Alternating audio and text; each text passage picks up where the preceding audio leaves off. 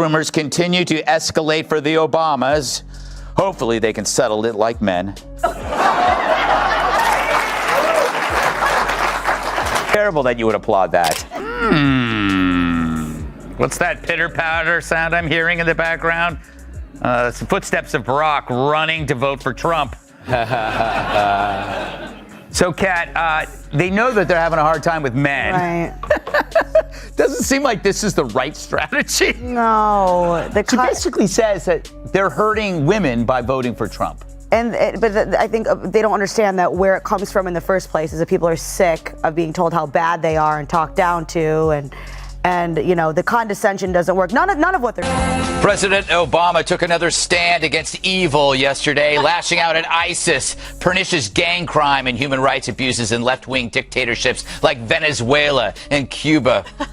I was kidding. He went after Fox News. Barack Obama thought he was stepping onto a stage polished for a victory lap, but instead he wandered straight into Greg Gutfeld's comedy meat grinder on Obliterate.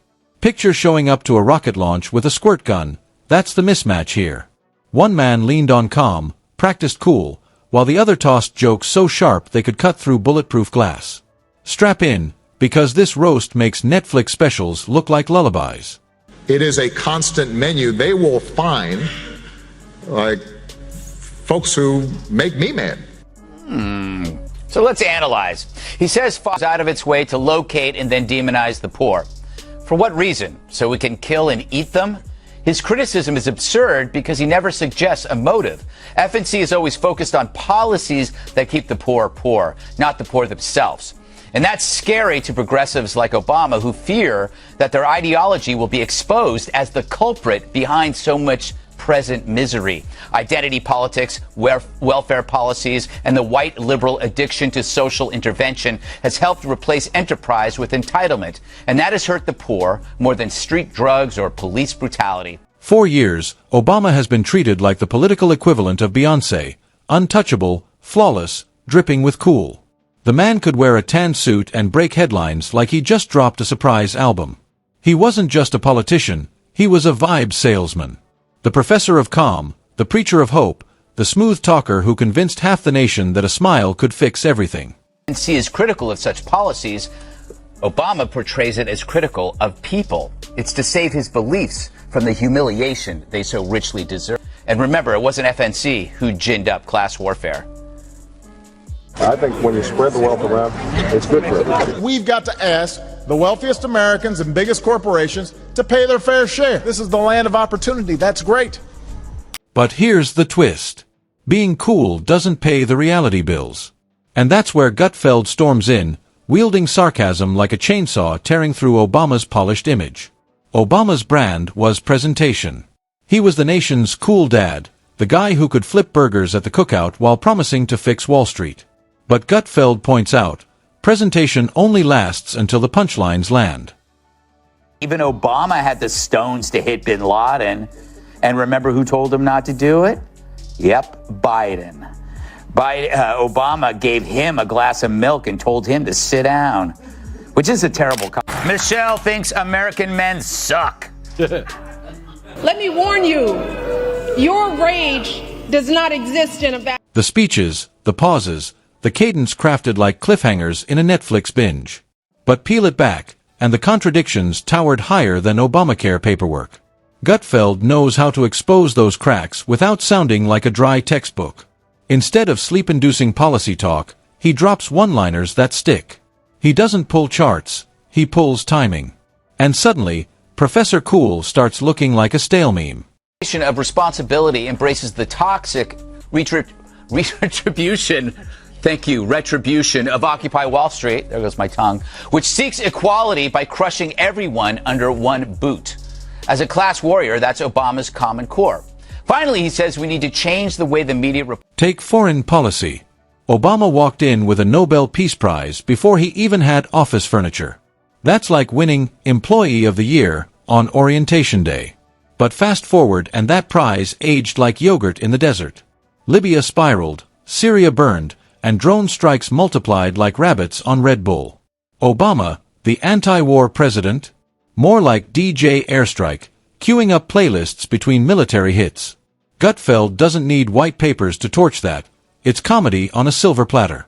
Obama would take any responsibility if the good times were actually bad times. So it's like when you when somebody comes into work and says, "Oh, that restaurant was amazing. I told you that restaurant was going to be great." But then if they came in and said they had food poisoning, I didn't say it was that good. So people only take credit. They never take responsibility. You of all people should know that, Kat. Right. It's the story of your life. All I do is take credit for the Greg Gutfeld show, No, Saturday nights at 10 p.m. You take no responsibility for the horrible things you do. The economy, the recovery, crawled slower than a sloth on roller skates.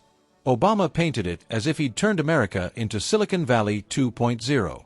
In reality, it felt more like a late-night infomercial, looked shiny, but barely worked and came with side effects. And then there was his crown jewel, healthcare. Marketed like a sleek iPhone drop, delivered like a glitchy knockoff. Premiums spiked, insurers bailed, and the website face-planted like Windows 95.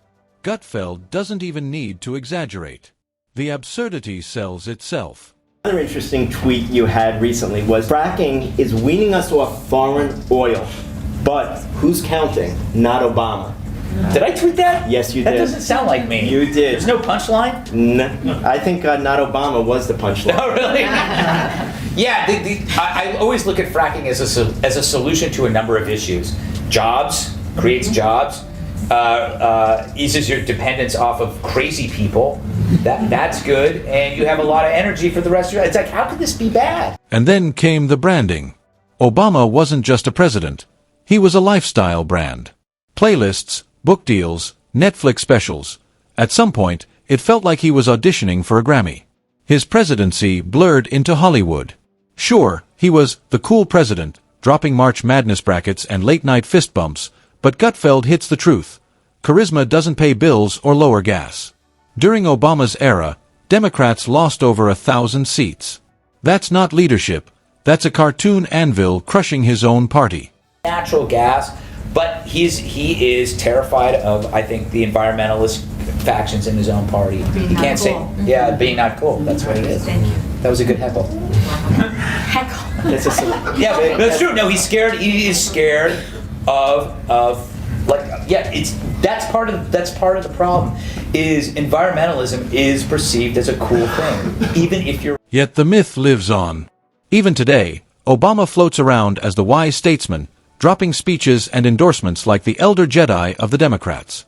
But Gutfeld flips it. Obama isn't the mentor. He's the alum who still crashes parties in his varsity jacket, bragging about the glory days. He was cool once, sure, but now? Mostly awkward. The truth is, Obama's legacy is less a masterpiece and more a well-edited movie trailer. All the best parts were up front, the rest dragged like filler scenes. The Trump administration today pushing back hard on former President Obama's assertion that he is the reason the economy is doing so well and not the current occupant of the White House. The fight started yesterday when 44 tweeted somewhat out of left field, quote, 11 years ago today, near the bottom of the worst recession in generations, I signed the Recovery Act, paving the way for more than a decade of economic growth and the longest streak of job creation in American history. And then there's the unifier promise. Obama built his brand on healing division. But by the time he left, America looked like a reality show family meltdown. Racial tensions boiled, protests flared, and cities burned. The healer often poured fuel instead of water. It's the irony that powers the comedy. Obama, the great communicator, often communicated everything except solutions. He was like a smartphone packed with features, except it couldn't make calls. Does this matter? Well, there's two weird things about this. It's weird Obama's doing this while all this other stuff is going on. Right. Like, shouldn't he be helping out Joe? Right. Like, he totally ghosts Joe. I always say that he's like the guy, whenever you go to a party with somebody that you don't like and you try to lose them at the party, that's what Obama has done to Joe. He's lost them at the party, and now he's moving on, and then he tweets, and then you find out that he's tweeting about something else while you're at the party. And it's just, I think it's kind of mean to Joe. The second thing is that it's part of that I told you mechanism that only happens when things are. And the media. They treated him like he descended from Olympus carrying divine wisdom. Every speech, every joke, every outfit was worshipped like scripture. Drone strikes? Sure. But have you heard his Spotify? Debt skyrocketing? Fine, but wow, what a tan suit. Obamacare disasters? Who cares? He fist-bumped Fallon. Gutfeld skewers that double standard because it's ridiculous and hilarious. Obama slid from politics into pop culture effortlessly because, truth be told, he'd been rehearsing the whole time. Meanwhile, the Democratic Party collapsed like a Jenga tower on a fault line. Obama's now a Republican. Everyone knows that getting rid of the deficit will require some tough decisions. Kennedy, just watching that now, so that was 2011.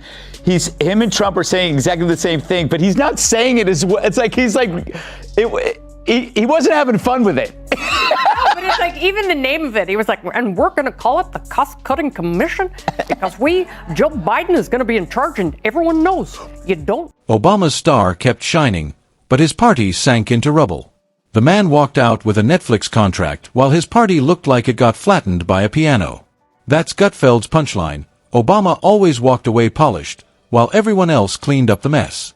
And then there was Obamacare, the historic reform that turned historic mostly for its headaches. Obama hyped it like a must-have gadget, but it functioned like a dollar store knockoff. Yet, every time, charisma carried him. One rhythm-filled speech, and suddenly people forgot the problems.